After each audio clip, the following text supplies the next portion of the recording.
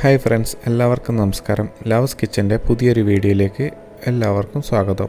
ഞാൻ ഇന്നിവിടെ ഉണ്ടാക്കുന്നത് മുരിങ്ങാപ്പൂ മുട്ടത്തോരനാണ്. ഇതിനു വേണ്ടി ഞാനിവിടെ എടുത്തേക്കുന്നത് നല്ല ഫ്രഷ് മുരിങ്ങാപ്പൂ തന്നെയാണ്. ഇവിടെ ധാരാളം മുരിങ്ങാപ്പൂ ഈ സമയങ്ങളിൽ ഉണ്ട്. ഇപ്പോൾ ഒമാനിൽ ധാരാളമായി മുരിങ്ങാപ്പൂവ് കാണുന്ന ഒരു സമയമാണ്. ഇപ്പം അധികം മുരിങ്ങാപ്പൂവും ഇപ്പം കായ പിടിച്ച് തുടങ്ങിയിട്ടുണ്ട്. അപ്പോൾ നമുക്ക് ഈ ഒരു മാസം കൂടി ഇവിടെ മുരിങ്ങാപ്പൂ ലഭ്യമായി കിട്ടും. അപ്പോൾ എങ്ങനെയാണ് മുരിങ്ങാപ്പൂ മുട്ടത്തോരൻ ഉണ്ടാക്കുന്നത് നമുക്കൊന്ന് നോക്കാം. ഇതിനാവശ്യമായ മുരിങ്ങാപ്പൂ ഞാനിവിടെ എടുത്തിട്ടുണ്ട്. ഇത് നന്നായി കഴുകി വൃത്തിയാക്കി വെച്ചിട്ടുണ്ട്.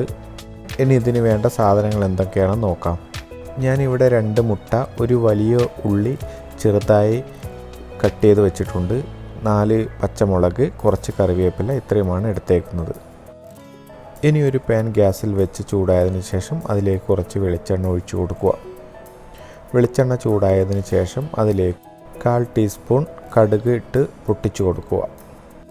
കടുക് മുഴുവനായും പൊട്ടിത്തീർന്നതിന് ശേഷം അതിലേക്ക് കുറച്ച് കറിവേപ്പില ഇട്ട് കൊടുക്കുക. അതിൻ്റെ കൂടെ തന്നെ നമ്മൾ നേരത്തെ കട്ട് ചെയ്ത് വെച്ച പച്ചമുളകും കൂടെ ഇട്ട് നന്നായി ഇളക്കി യോജിപ്പിക്കുക. പച്ചമുളക് ഒന്ന് വാടിയതിന് ശേഷം നേരത്തെ കട്ട് ചെയ്ത് വെച്ച ഉള്ളി ഇതിലേക്ക് ഇട്ട് കൊടുത്ത് നന്നായി വഴറ്റിയെടുക്കുക.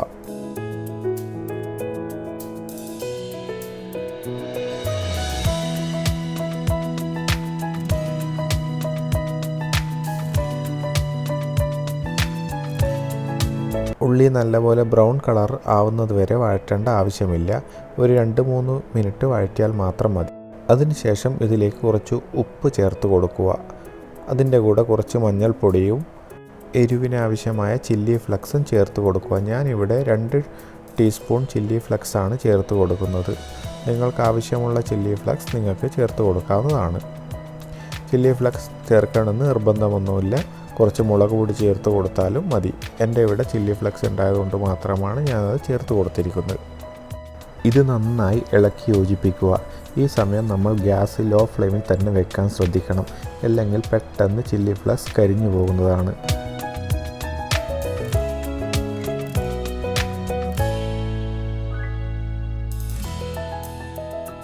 ഇനി ഇതിലേക്ക് നേരത്തെ കഴുകി വൃത്തിയാക്കി വെച്ച മുരിങ്ങാപ്പൂ നമുക്ക് ഇട്ട് കൊടുക്കാം. മുരിങ്ങാപ്പൂ ഇട്ട് കൊടുത്തതിന് ശേഷം നന്നായിട്ട് ഇളക്കി യോജിപ്പിക്കുക. മുരിങ്ങാപ്പൂ എടുക്കുമ്പോൾ നമ്മളെല്ലാവരും ഒന്ന് പ്രത്യേകിച്ച് ശ്രദ്ധിക്കണം. മുരിങ്ങാവിൻ്റെ മുട്ട് മാക്സിമം ഒഴിവാക്കാൻ ശ്രമിക്കുക. കാരണം മുട്ടിനകത്ത് പുഴുക്കൾ ഉണ്ടാവാനുള്ള സാധ്യത വളരെ കൂടുതലാണ്.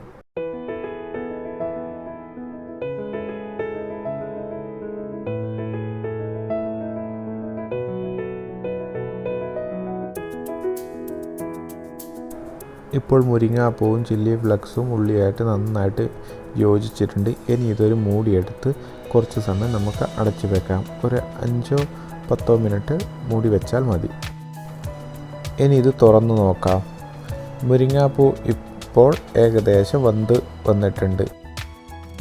ഇനി ഇതിലേക്ക് നമുക്ക് മുട്ട പൊട്ടിച്ചു ചേർക്കണം. അതിനായി മുരിങ്ങാപ്പൂ കുറച്ച് സൈഡിലേക്ക് മാറ്റിയിട്ട് അതിനകത്തേക്ക് കുറച്ച് ഓയിൽ ഒഴിച്ചു കൊടുക്കുക.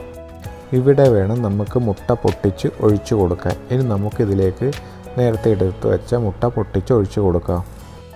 മുട്ട പൊട്ടിച്ചൊഴിച്ച് കൊടുത്തതിന് ശേഷം ഫ്ലെയിം നന്നായിട്ട് കൂട്ടി വെക്കുക. ഫ്ലെയിം കൂട്ടി വെക്കുന്നതിന് കാരണം മുട്ട നന്നായിട്ട് വറുത്തെടുക്കുവാൻ വേണ്ടിയിട്ടാണ്. ഇനി മുരിങ്ങാപ്പൂവും മുട്ടയും എല്ലാം കൂടെ നമുക്ക് നന്നായിട്ട് വറുത്തെടുക്കാം.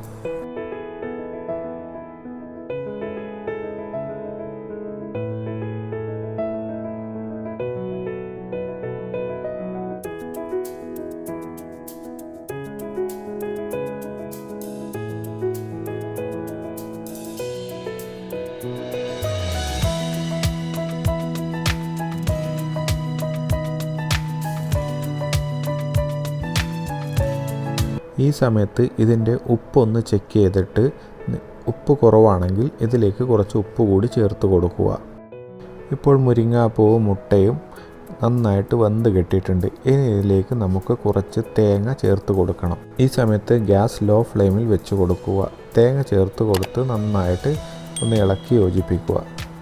വേണമെങ്കിൽ നമുക്ക് കുറച്ച് വെളിച്ചെണ്ണയും കൂടെ മുകളിലേക്കൂടെ ഒഴിച്ച് കൊടുക്കാവുന്നതാണ്. ഇനി ഗ്യാസ് ഓഫ് ചെയ്ത് വെക്കാം.